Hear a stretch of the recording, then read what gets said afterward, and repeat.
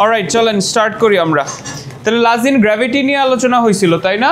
জি নিয়ে কথা হয়েছিল এবং আমরা এইটাতে এসে শেষ করেছি যে আমার পৃথিবীর ব্যাসার্ধ যদি আর হয় তাহলে একদম পৃথিবীর পৃষ্ঠের উপরে এই জায়গাটাতে আমরা যদি জি এর মান ক্যালকুলেট করতে চাই সেটার ভ্যালু পাই হচ্ছে G capital M by R square. ঠিক আছে, এই হচ্ছে গ্র্যাভিটেশনাল এক্সেলারেশন বা অভিকর্ষজ ত্বরণ, যেখানে কোনটা কি প্রকাশ করছে বলো তো?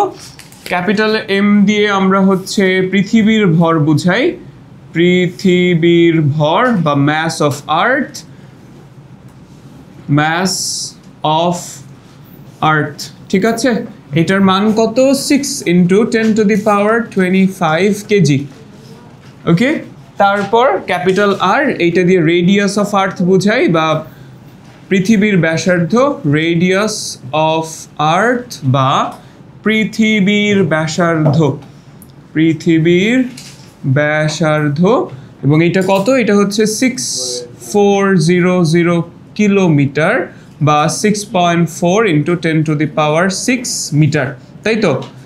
গুড। আর জি কে আমরা বলছিলাম কি? ইউনিভার্সাল গ্র্যাভিটেশনাল কনস্ট্যান্ট বা সার্বজনীন মহাকর্ষীয় ধ্রুবক, মহাকর্ষীয় ধ্রুবক।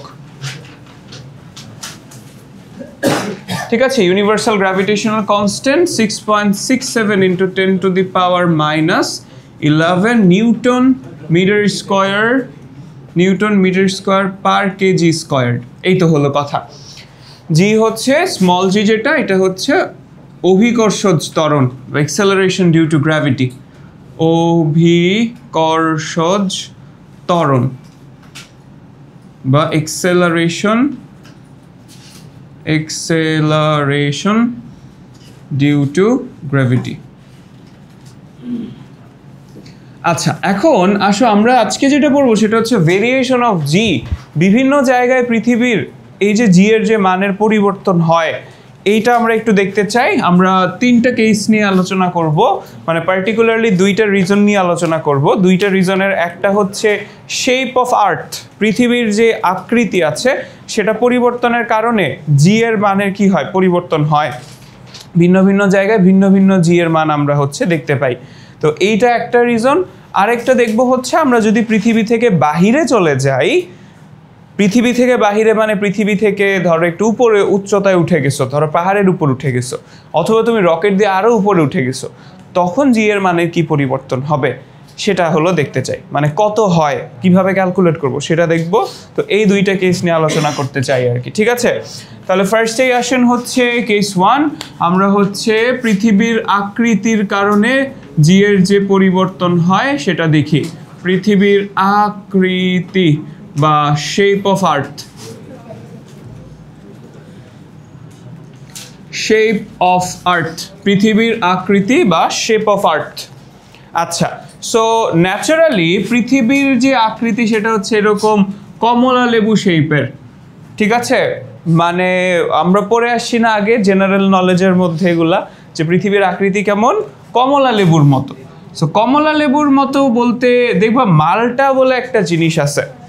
ঠিক আছে, অ্যাকচুয়াল অরেঞ্জ যেটা আর কি, অরেঞ্জ কমলা লেবু, ওটা কিন্তু গোল। কিন্তু আমরা যেটাকে মানে বাংলাদেশে যেটাকে কমলা বলি, ঠিক আছে, হ্যাঁ, সো ওই জিনিসটা কিন্তু দেখবে এরকম চ্যাপ্টা।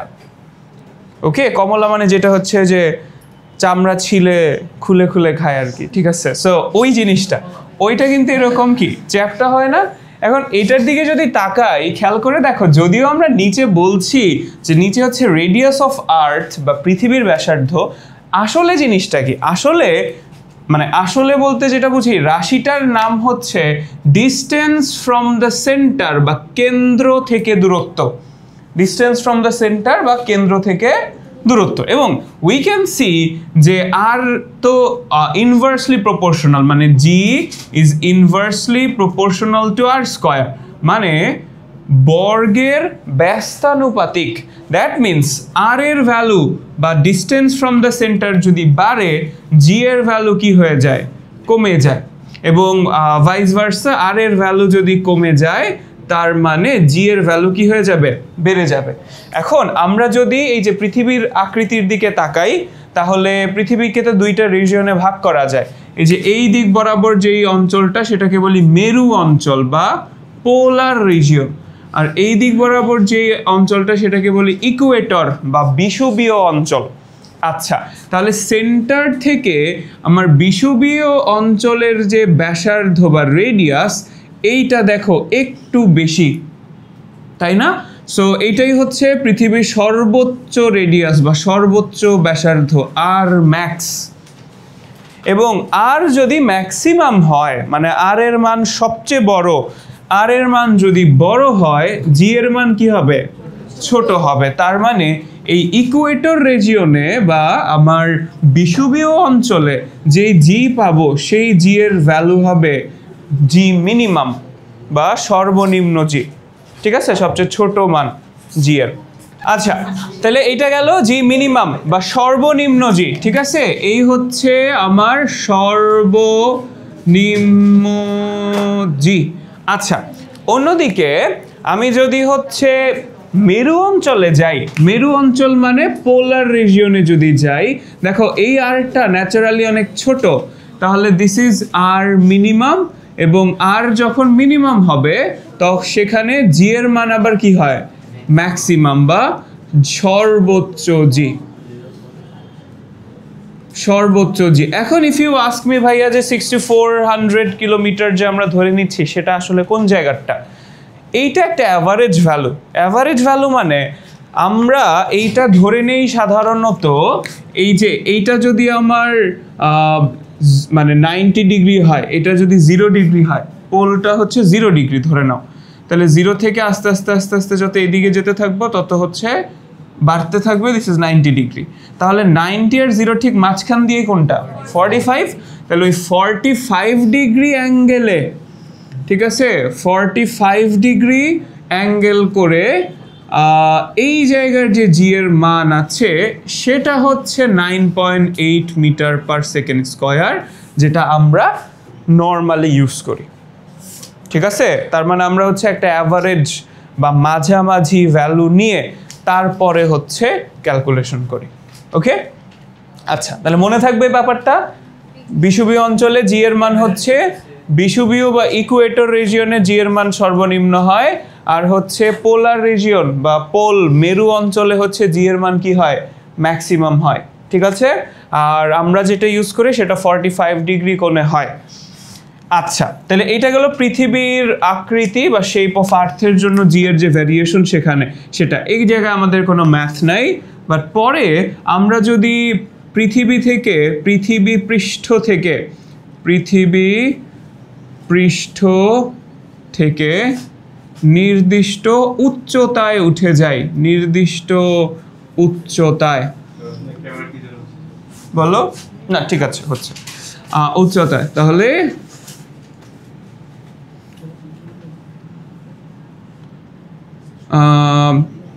জি অ্যাবাভ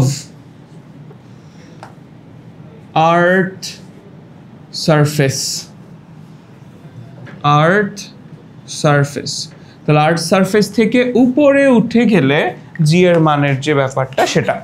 ধরো এই হচ্ছে পৃথিবী, এবং তুমি হচ্ছে এখন রাইট নাও সামহাও এখানে চলে গেছো, ঠিক আছে, এই যে এখানে চলে গেছো।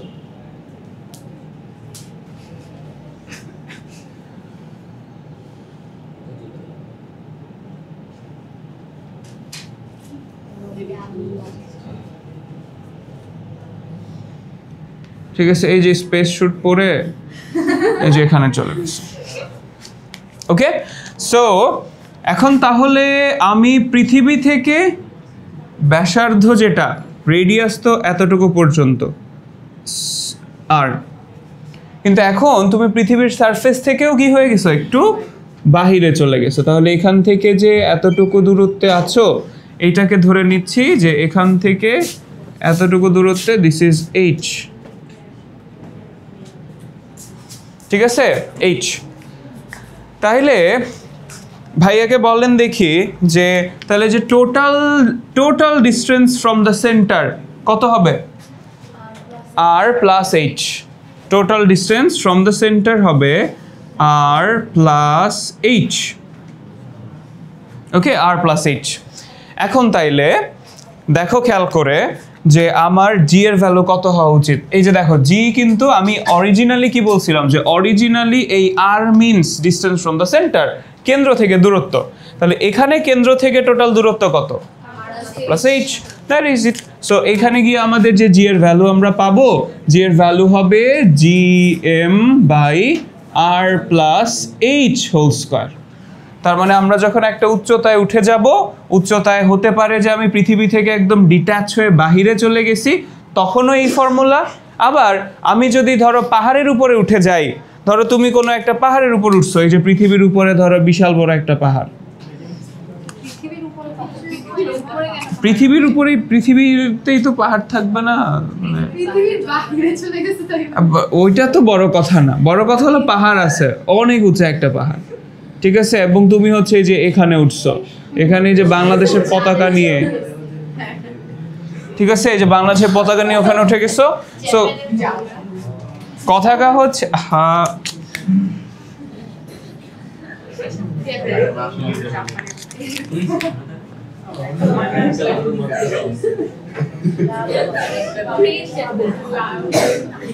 গ্রিন জাপান বলতেছে ভাই, বাংলাদেশের পতাকা।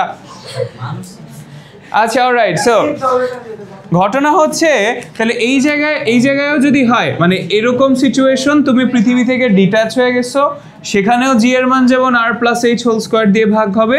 আবার এমন যদি হয় যে তুমি পাহাড়ের উপরে উঠছো, সেখানের যে পাহাড়ের যে উচ্চতা, পৃথিবীর সারফেস থেকে পাহাড়ের উচ্চতা হচ্ছে এইচ, ঠিক আছে, আর এটা কত আর, তখনও কি আর প্লাস এইচ না? তখনও আমার সেম ফর্মুলা। মানে এটা ভাবার কোনো কারণ নাই যে পৃথিবী থেকে ডিট্যাচ হয়ে গেলে একরকম ফর্মুলা, আর পাহাড় তো পৃথিবীর উপরেই আছে, তখন আবার আলাদা ফর্মুলা না। পাহাড়ের যে উচ্চতা আছে সেটা যোগ করতে হবে। ওকে, যেমন আমরা ছোট্ট একটা এক্সাম্পল দিয়ে ফেলি, চলেন। আচ্ছা, ওদিকে লিখি, এই পাশ তো লেখা শেষ সবার সম্ভবত।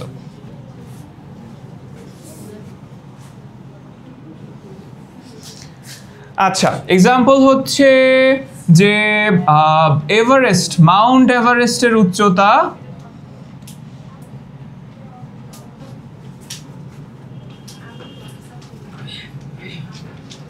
উচ্চতা হচ্ছে অ্যাপ্রক্সিমেটলি 8 কিলোমিটার, ঠিক আছে।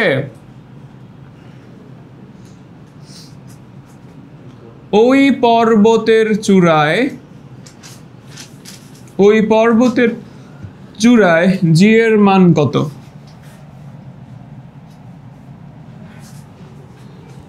Calculate value of G at the mountain top of Everest, ঠিক আছে। এভারেস্টের উপরে জি এর মান ক্যালকুলেট করতে হবে। তাহলে এই যে এভারেস্টের যে উচ্চতা দিয়ে দিল, এই যে এভারেস্টের উচ্চতা দিয়ে দিছে এইচ, এইটাই কি আমার এইচ, মানে এটাই হচ্ছে উচ্চতা আমাদের হেয়ার। এখানে আমার এইচ দেওয়া আছে 8 কিলোমিটারস, মিটারে নিয়ে গেলে ভালো। তাহলে কত হবে বলো তো?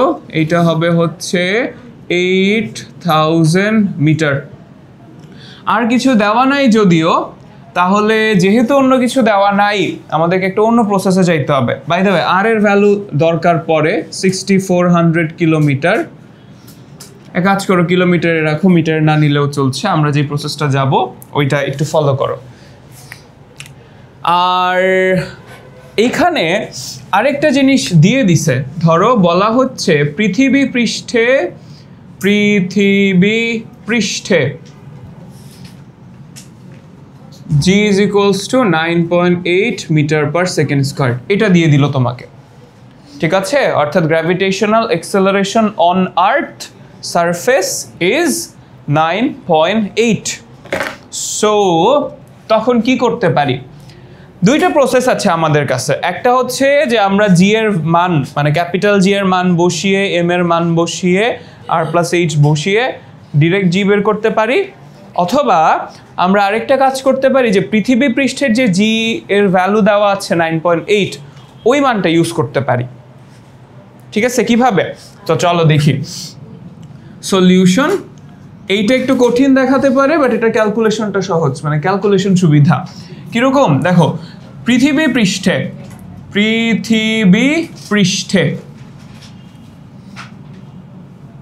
তাহলে পৃথিবী পৃষ্ঠে জি এর মান হচ্ছে G M by R square, এটা নিয়ে তো কোনো সন্দেহ নাই, তাই না? G M by R square, this is equation number 1। এবার পাহাড়ের উপর যদি আমরা চিন্তা করি, পাহাড়ের উপর, তাহলে পাহাড়ের উপর জি প্রাইম লিখবো, ধরে নিচ্ছি জি প্রাইম, এবং জি প্রাইমের ভ্যালু কত? G M by R plus H whole square. ঠিক আছে, পাহাড়ের উপরে এটা। তাহলে আমরা দুইটার জন্য আলাদা আলাদা হিসাব করলাম। এই যে পৃথিবী পৃষ্ঠে তুমি যখন নিচে ছিলা তখন এটার মান ধরে নিচ্ছি জি, তুমি যখন পাহাড়ের উপরে উঠে গেছো এখানে যখন আসো তখন এটার মান আমি ধরে নিচ্ছি জি প্রাইম। কেন? তাইলে কি হবে জানো, এই যে সহজেই আমরা দুইটা জিনিস কাটাকাটি করে দিতে পারবো। আমি এখন 2 নাম্বারটাকে যদি 1 নাম্বার দিয়ে ভাগ করে দেই, ভাগ করলে যেটা পাবো সেটা হচ্ছে G prime by G is equal to উপরে G M by R plus H whole square, আর নিচে হচ্ছে G M by R square. ঠিক আছে, এমনি ভাগাভাগি করতে পারি, আমরা ভাগ করতে পারি। ওকে, কি করতে হয় বলেন তো? উল্টায় যায় না, গুণ করে দেই। সো জি এম নিচে R plus H square into this, but উল্টা যাবে, তাহলে আর স্কোয়ার নিচে G M. Good, very good. So G M কাটাকাটি চলে যাবে, থাকবে শুধু কি বলতো, R square by R plus H square. Thank you. এই তো ডান হয়ে গেল, সবই হয়ে গেল। মানে কি, এই যে দেখো জি প্রাইম পেয়েছি, G prime by G is equal to R square R plus H square. R square মানে কত? 6400 স্কোয়ার, আর আর প্লাস এইচ কত? 6400 প্লাস 8 স্কোয়ার। এই জি ওখানে গিয়ে গুণ হয়ে যাবে, সো ইন্টু 9.8। ঠিক আছে, ভাগ ছিল, মানে এই লেফট সাইডে ভাগ ছিল, রাইট সাইডে গিয়ে কি হয়ে গেছে? উপরে উঠে গেছে, গুণ হয়ে গেছে। ডান, এটা করে যেটা ভ্যালু আসবে সেটাই অ্যান্সার। 7755। তাহলে এত মিটার পার সেকেন্ড স্কোয়ার্ড, এই হচ্ছে আমার অ্যান্সার। আমি পুরোটা একবার সামারি করে দিচ্ছি, আগে লিখে ফেলো একটু। তাহলে দেখছো জি এর মান কমে গেছে না? একটু কমছে না? এই হচ্ছে মজা। তাহলে কি হলো বলো তো? যারের শেষ সবাই হচ্ছে একটু তাকাই। ঘটনা হচ্ছে, বলা হচ্ছে যে মাউন্ট এভারেস্টের উপরে উঠে গেছি আমরা। উচ্চতা কত? 8 কিলোমিটার। তাহলে 8 কিলোমিটার উপরে যখন উঠে গেলাম তখন আমার জি এর ভ্যালু কত? সো আমাকে দেওয়া ছিল পৃথিবী পৃষ্ঠে জি, অর্থাৎ G gravitational acceleration on earth surface, সেটা হচ্ছে 9.8। এইটা দেওয়া না থেকে যদি আমার কাছে ক্যাপিটাল এম দেওয়া থাকতো, আর দেওয়া থাকতো, তখন আমরা ডিরেক্ট করে ফেলতাম। ডিরেক্ট মানে হচ্ছে এই যে G M R plus H whole square বসায় তারপর করে ফেলতাম। যেটা দেওয়া থাকবে সেই প্রসেসে যেতে হবে। যেহেতু আমার কাছে জি দেওয়া আছে, তাইলে আমরা হচ্ছে যে এই প্রসেসে আসলাম, জি ইউজ করে তারপরে আসলাম। ঠিক আছে, তাহলে পৃথিবীর পৃষ্ঠের জি কত? G M by R square. Mountain টপে কত? G M by R plus H whole square, যেটাকে আমরা জি প্রাইম ধরে নিছি। এরপর ভাগ করে দিলে কি হচ্ছে? জি এম কাটাকাটি চলে যাচ্ছে, আমরা এখানে পাচ্ছি R square by R plus H whole square. ঠিক আছে, এরপর 6400 প্লাস এইচ স্কোয়ার ইন্টু 9.8 করলেই তো আমরা পরিবর্তিত যে জি সেটা পেয়ে যাইতেছি। বুঝতে পারছি? পরিবর্তিত জি পেয়ে যাচ্ছি। এইখান থেকে আমরা জি রিলেটেড আরেকটা প্রবলেম তাড়াতাড়ি করে সলভ করে ফেলবো, দেন আমরা হচ্ছে উই উইল মুভ টু পুলি প্রবলেমস। পুলির একটা প্রবলেম দেখাবো। ঠিক আছে, এটা বুঝতে পারছি? কারো কোনো কোয়েশ্চেন আছে ভাইয়া? হ্যাঁ, এভাবে করলেও ওইটাই বলে দিলাম, মানে উত্তর মিলে না। ওই 97 কেন হয়েছে? না না হয় নাই, আবার ক্যালকুলেট করলে ক্যাপিটাল এম এর value 6 into 10 to the power 24 KG, 25 KG 24 KG. এখন দেখো ঠিক হবে। আচ্ছা অলরাইট, হ্যাঁ ওইটা একটু চেঞ্জ তো হবেই, মানে প্রসেসটা আলাদা তো, ওখানে তো ইনভলভস মোর নাম্বারস, এখানে দেখো নাম্বার কম, এটাই ঠিক আছে, মানে এটা আলাদা হবেই, দুইটা প্রসেসে করলে অ্যান্সার একটু আলাদা হবেই। এই জন্যই হচ্ছে ওই যে যেটা দেওয়া থাকবে ওই প্রসেস, মানে এই জন্য হচ্ছে আমরা দেখতে হবে যে কোয়েশ্চেনে কি দেওয়া আছে। যদি জি দেওয়া থাকে তাহলে দিস, যদি ওই যে ক্যাপিটাল এম এর ভ্যালু দেওয়া থাকে তার মানে বুঝতে হবে যে ওই যে ডিরেক্ট করবো। ওকে, বুঝেছি সবাই? ইয়েস। ভাগ করছি কেন? ভাগ করছি হচ্ছে জাস্ট টু কম্পেয়ার, ওই যে জিএম যেন কাটাকাটি চলে যায়, এই জন্য ভাগ করছি, ঠিক আছে? এইটা ছাড়া আর কোনো কারণ নেই। আচ্ছা, আর কোনো কোয়েশ্চেন্স নাই?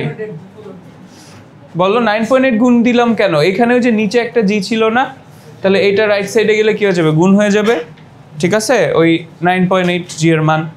ওকে, আচ্ছা, আর কিছু নাই? চলেন নেক্সট কোয়েশ্চেন হচ্ছে কত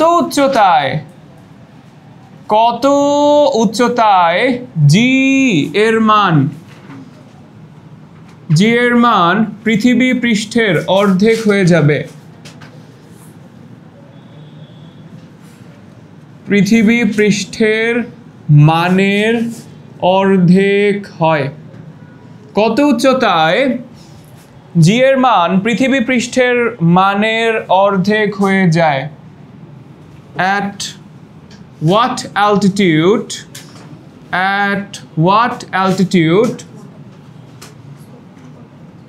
G becomes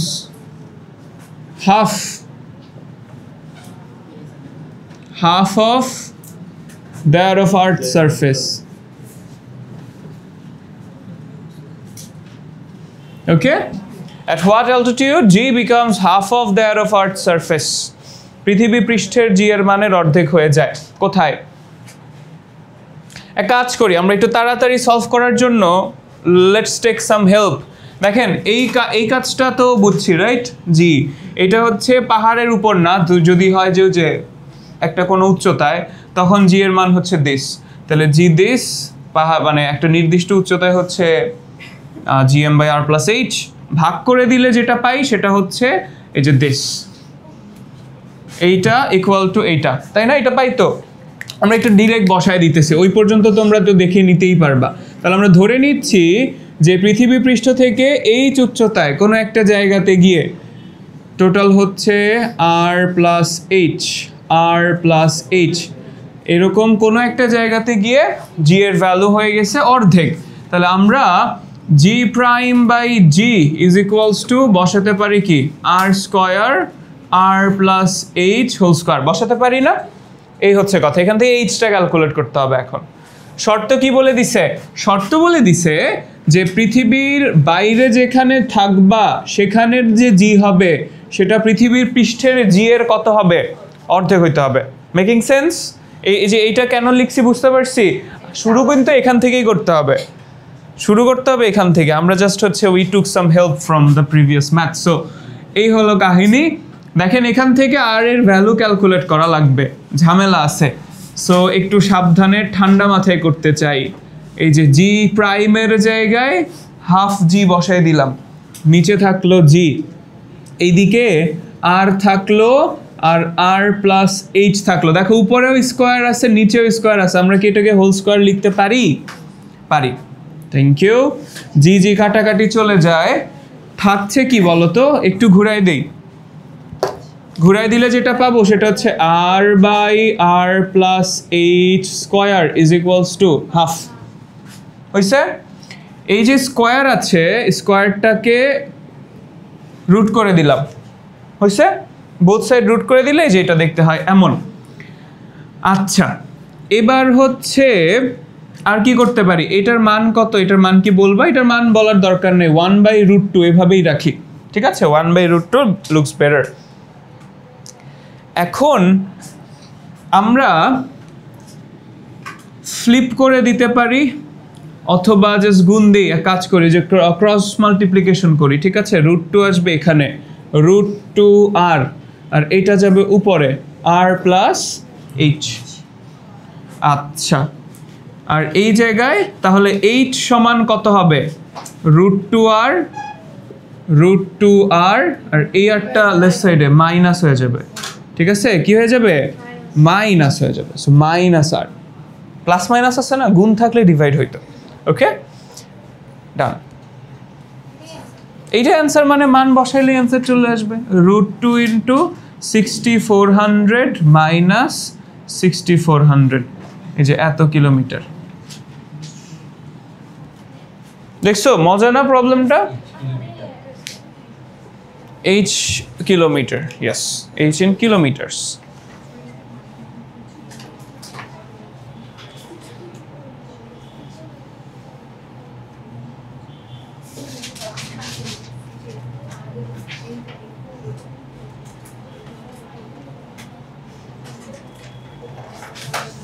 ওকে, বুঝাই দিতে হবে কি? লাবিব বুঝছি? লাবিব না তো, ওইটার নাম কি যেন? আরে নাসিফ। না না না, করো করো, থাক থাক, সেন্টি খাও না। নাসিফ, ডান। হ্যাঁ ঠিক আছে, ওকে, আরেকবার। আচ্ছা ওকে, সো শুরু করছি কোথায় দেখো। কত আসে আমি তো জানি না কেন। 6.4 একই তো অ্যান্সার, ঠিকই তো আছে। ওটা তো কিলোমিটার আসছে, তোমারটা মিটারে আসছে। ওকে দেখো, এই যে আমরা এই পর্যন্ত এখানে কেন নিয়ে আসছি এটা বুঝছি না? বুঝছি তো, আমরা এটাই তো বসাইতাম যে পৃথিবীর পৃষ্ঠের জন্য gm/r², আর এইচ উচ্চতায়, নির্দিষ্ট উচ্চতায় চলে গেলে gm/r+h², ভাগ করে দিলে যেটা পাই সেটা হচ্ছে this, g'/g = r²/r+h²।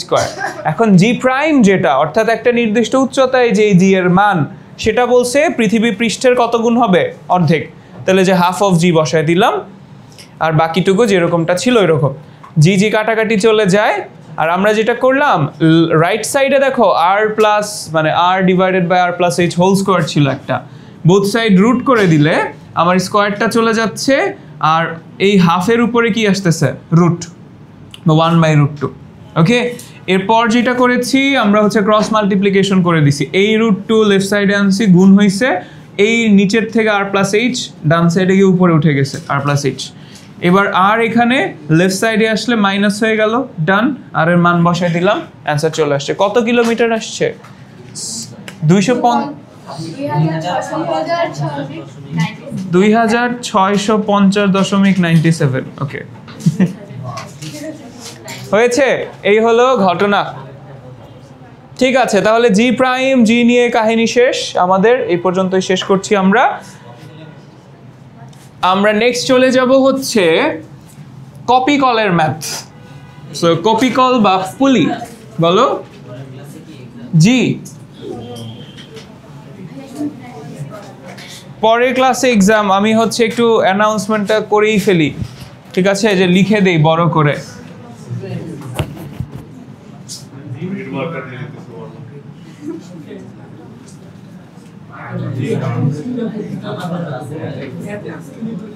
On chapter 3 না এটা? হ্যাঁ, chapter 3, very good. Monday, Tuesday।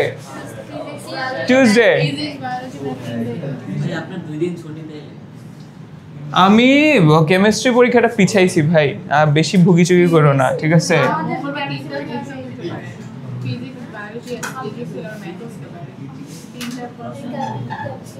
এই যে আগে থেকে এই যে গত এই এক্সাম আজকে বলে তো দিচ্ছি আজকে, বাট অ্যাকচুয়াল অ্যানাউন্সমেন্ট দিছি কবে? বৃহস্পতিবার ক্লাসে বলছি না যে মঙ্গলবার এক্সাম হবে, মাঝখানে একটা শুক্রবার গেছে, পড়াশোনা করে টাইম পাইছো, এখন এগুলো বললে শুনবোই না আমি কোনো কথা। এগুলো নিয়ে প্যারা খাওয়ার দরকার নাই তো, এগুলো তোমার যেটা প্যারা খাওয়া দরকার, তুমি হচ্ছে ভাইয়ারা শোনেন, বেশি বেশি করে আসবেন হচ্ছে ওই যে ফোর্সের ম্যাথগুলা, ফোর্সের ম্যাথ, মোমেন্টামের ম্যাথ, ওগুলো ইজি ইজি, এগুলো পারলেই হবে। ঠিক আছে, ইজিগুলো পাইরেন তাইলেই হবে। আরে আমি এগুলো দিই না তো। আচ্ছা ওকে, দেখেন সামনে যাই। পুলি।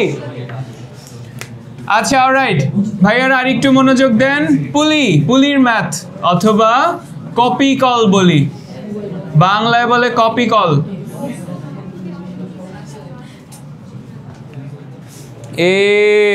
যে এতক্ষণ ঘুমাইতেছিল এটাই তো ভালো ছিল, ঘুম থেকে উঠা ডিস্টার্ব করা শুরু করছে। ও খাতাটাতে কিছুই খোলে নাই, দেখো না কি হয়েছে তোমার। আগের পড়া কবের আবার? আরে বাবা সেই, তাহলে ক্লাসে আসছো কেন আর? ও গুড গুড। আচ্ছা দেখেন, পুলির প্রবলেমগুলো সলভ করেন ভাইয়ারা। এই যে কথা বললে রেকর্ডিং হইতেছে, চিন্তা করতেছো রেকর্ডিং এর মধ্যে আমি চিল্লাচিল্লি করে বকাবকি করতেছি তোমাদের। কাটতে কি পরিমাণ প্যারা হয় তোমরা জানো? হ্যাঁ হ্যাঁ, ও আচ্ছা আচ্ছা। দেখো পুলি বা কপি কলের প্রবলেম, দেখেন সময় নেই আমাদের কাছে, সো একটু মনোযোগ দেন। পুলি জিনিসটা হচ্ছে একটা সারফেস, যেটা মানে একটা ফ্রিকশনলেস সারফেস, যেটার উপর দিয়ে রশি যাইতে পারে। সো ফ্রিকশনলেস সারফেস বা ঘর্ষণবিহীন তল। আচ্ছা খেয়াল করেন তাহলে ব্যাপারটা কিরকম। ব্যাপারটা হচ্ছে এই রকম, দেখো আমাদের এখানে ধরো একটা বক্স আছে, এই জায়গায় একটা বক্স, এবং এদিক থেকে একটা রশি, এই যে এখানে হচ্ছে পুলি,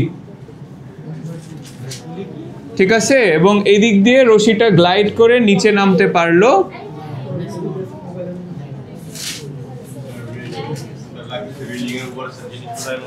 হ্যাঁ হ্যাঁ এক্স্যাক্টলি ওই রকমই।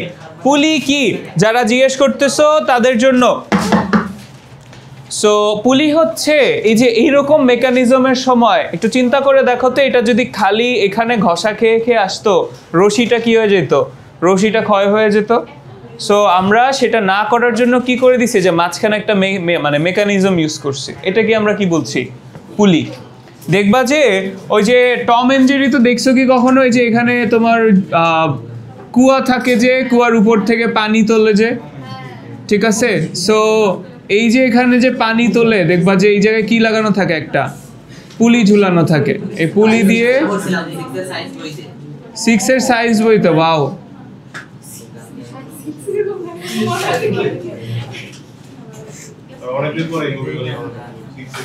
6 এ পড়ছে। আচ্ছা ঠিক আছে, অলরাইট। আচ্ছা দেখেন ভাইয়ারা, সো ওই তো দাঁড়ায় টানতেছে, ওই যে বালতি টানতেছে। কি ক্লাস? এখানে না, এখানে না, এখানে ওয়েট করো ভাই। আচ্ছা দেখেন, সো এই তো আমাদের পুলি প্রবলেম। তাইলে এখন এইটা কি করতেছে? পুলি আমাদেরকে কি করে? পুলি আমাদের কোনো মেকানিক্যাল অ্যাডভান্টেজ দেয় না, অর্থাৎ এটা কোনো যান্ত্রিক কোনো মেকানিক্যাল অ্যাডভান্টেজ মানে বল ফোর্স বৃদ্ধি করে না বা হ্রাস করে না, ঠিক আছে। এটা জাস্ট কি করে? ফোর্সের ডাইরেকশন চেঞ্জ করে, ঠিক আছে, বলের যেই দিক আছে সেটা পরিবর্তন করে। So what is that? তুমি একটু চিন্তা করে দেখো যে এই লোকটা আসলে টানতেছে কোন দিক বরাবর, এরকম বাঁকা করে টানতেছে, কিন্তু বালতি যেটা আমার, এই বালতিটা উঠতেছে কোন দিক বরাবর বলেন তো দেখি? উপরের দিকে, সোজা উপরের দিকে উঠতেছে। তাহলে দেখছো এই যে ফোর্স বা বলের পরিবর্তন করে ফেলতেছে, এইটাই হচ্ছে কিসের কাজ? পুলির কাজ, ঠিক আছে। এখানে যেমন কি হইতেছে বলো, এই জায়গায় আমরা যদি ধরে নেই যে আমার এই জায়গায় একটা ভারী অবজেক্ট আমরা ঝুলায় রেখে দিছি রশিটা দিয়ে, এই ভারী বস্তুটা কোন দিকে নামতে থাকবে? নিচের দিকে নামতে থাকবে। তার মানে এই জায়গায় হচ্ছে একটা বল বা ফোর্স যেটা, সেটা নিচে কাজ করবে। তাহলে এই জিনিস যদি নিচে নামতে থাকে, তোমার ইনটুইশন কি বলে বলো তো ভাইয়াকে? উপরের অবজেক্টটা কোন দিকে যাবে? ডান দিকে যাইতে থাকবে। এই তো, ভেরি গুড। তাহলে আমার বি অবজেক্ট যদি নিচে যেতে থাকে, এ অবজেক্ট যেটা সেটা কোন দিকে যেতে থাকবে? ডান দিকে যেতে থাকবে। এই হচ্ছে পুলির কাজ, যে অ্যাকচুয়াল ফোর্সটা কাজ করতেছিল নিচে, কিন্তু আমার বস্তুটা সেটা যাওয়া শুরু করছে কোন দিকে? ডান দিকে। কেন যাচ্ছে? বিকজ আমরা একটা পুলি ইউজ করে আমরা ফোর্সের যে ডাইরেকশনটা সেটা কি করে দিছি? চেঞ্জ করে দিছি।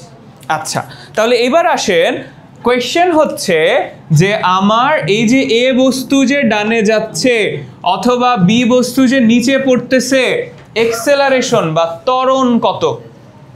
ঠিক আছে, এক্সেলারেশন বা ত্বরণ কত? দেখেন, পুলির ধরো একদম মানে থিওরিটিক্যালি বাদ দাও, প্র্যাকটিক্যালি চিন্তা করো, দেখবা জিনিসটা অনেক সহজ মনে হচ্ছে। ঠিক আছে, যেমন রশি টশি যদি থাকে, কারো কাছে রশি আছে? রশিকে নিয়ে আসবে, সেটা একটা কথা। কোনটা? ওইটা তো শক্ত নাকি? হ্যাঁ, কিছুটা ঠিক আছে। আর এই তো ধরো তার দিয়েই দেখাই আমরা, এই যে এরকম টাইপের আর কি। ওকে, এই যে এভাবে ধরেন যে এরকম একটা জিনিস আর কি, পুলি। ঠিক আছে, সো আমি যখন এই যে নিচে টানতেছি, দেখো তারটা কোন দিকে আসতেছে? তার হচ্ছে যে বাম দিকে চলে আসতেছে। ওকে, এই হলো কথা।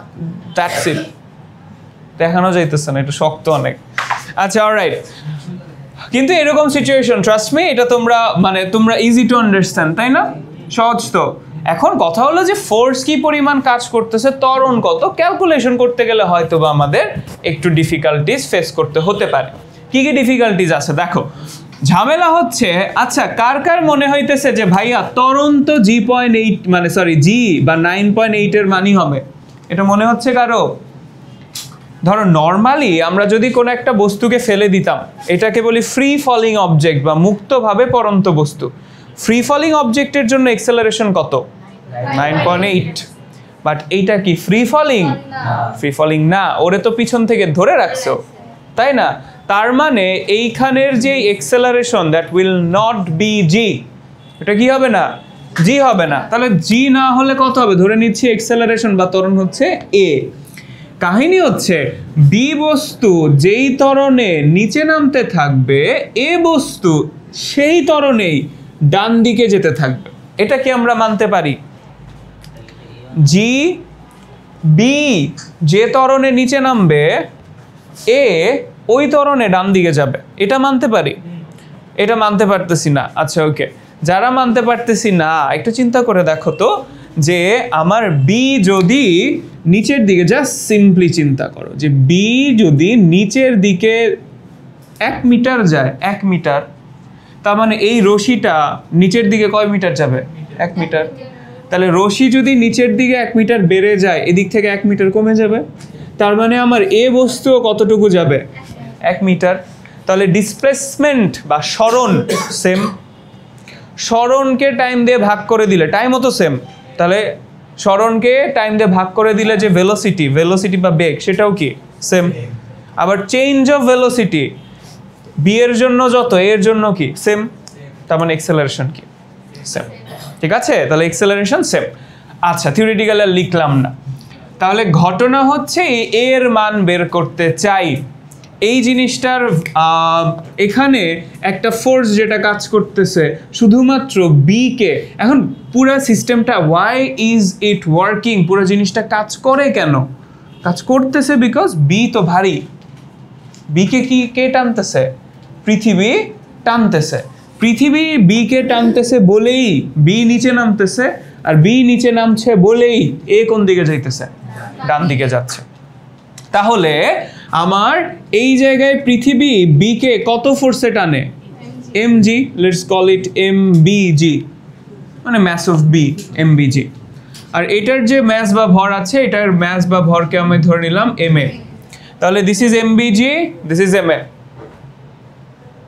আচ্ছা, এই সিস্টেমটাকে আমরা দুইভাবে ক্যালকুলেট করতে পারি। একটা হচ্ছে একদম পিওর থিওরিটিক্যালি চিন্তা ভাবনা করে আমরা হিসাব করতে পারি। যদি বলো যে ভাই ওভাবে করে দেন, তাহলে ওভাবে করব।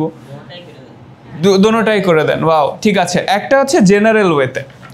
জেনারেল ওয়ে যেটা, জেনারেল ওয়েতে একটু ইমাজিনেশন লাগে, ইমাজিনেশন দরকার, তোমার কল্পনা শক্তি দরকার। ঠিক আছে, কল্পনা শক্তি দরকার একটু। খেয়াল করে দেখেন, ধরো আমি যদি তোমাকে বলি যে আচ্ছা ভাইয়া এই জায়গায় হচ্ছে এ নামের একটা বস্তু আছে এবং এটার সাথে লাগানো আছে বি নামের একটা বস্তু, একটার ম্যাস এম এ একটার ম্যাস এম বি, এবং এইটার উপরে একটা ফোর্স বা বল কাজ করতেছে, ফোর্স বা বল কাজ করছে, এবং এই ফোর্সের মান কত? ফোর্সের মান হচ্ছে এমবিজি। ফোর্সের মান কত বলো তো? এমবিজি। এটা হচ্ছে ফোর্স বা বল। ত্বরণ কত হবে? What's the acceleration? এক্সেলারেশন তো আমরা জানি F is equals to M A, কিন্তু এখানে এফ এর মান কত? দিস মানে এমবিজি, তাই না?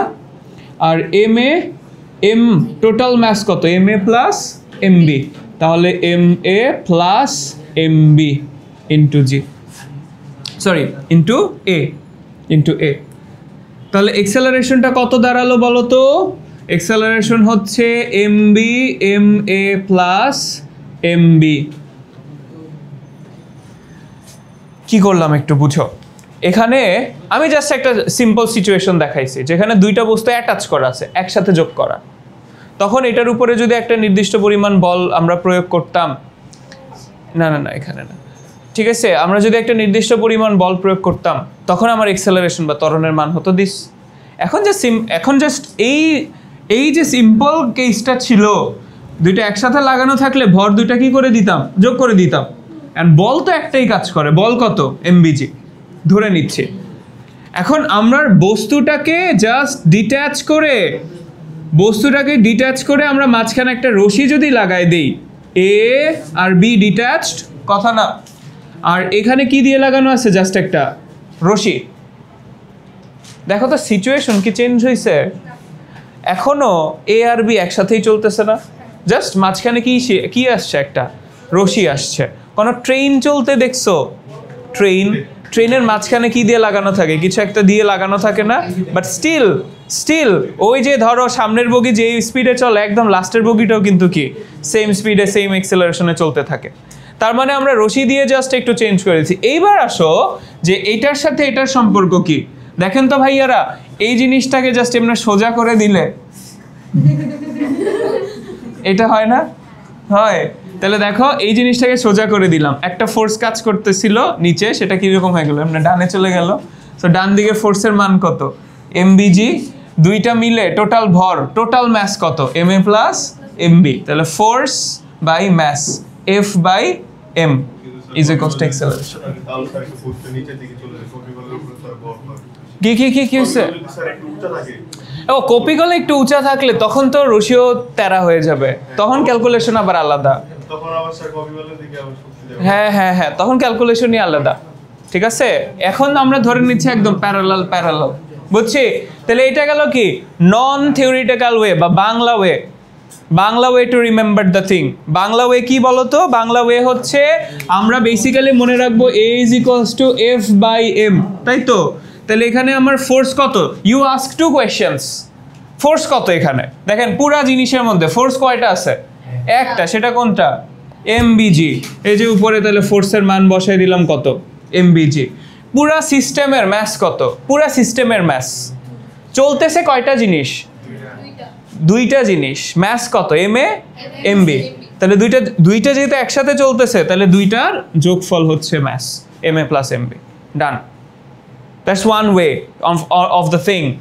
এবার আসেন অ্যাকচুয়াল ফিজিক্সের way, physics behind this.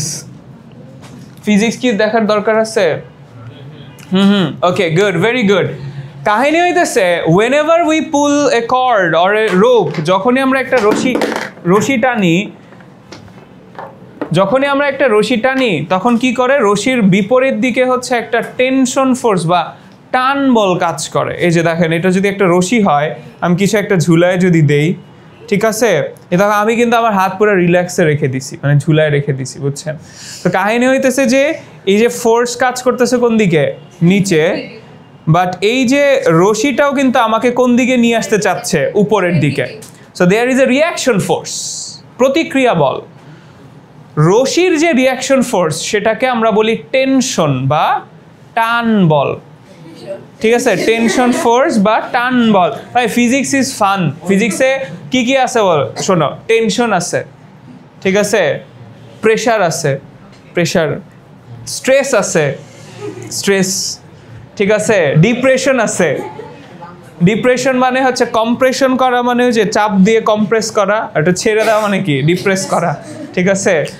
So ওই যে যখন আমরা হচ্ছে অনেক প্রেশারে থাকি, অনেক স্ট্রেসে থাকি, অ্যান্ড দেন তারপরে হলো হঠাৎ করে আর কিছুই ভালো লাগে না, ঠিক আছে, তখন এই যে স্ট্রেস ছেড়ে দেই, দ্যাটস ডিপ্রেশন, ডিপ্রেশনে চলে যায়। আচ্ছা যাই হোক, জানেন আমরা এখানে চলে আসি।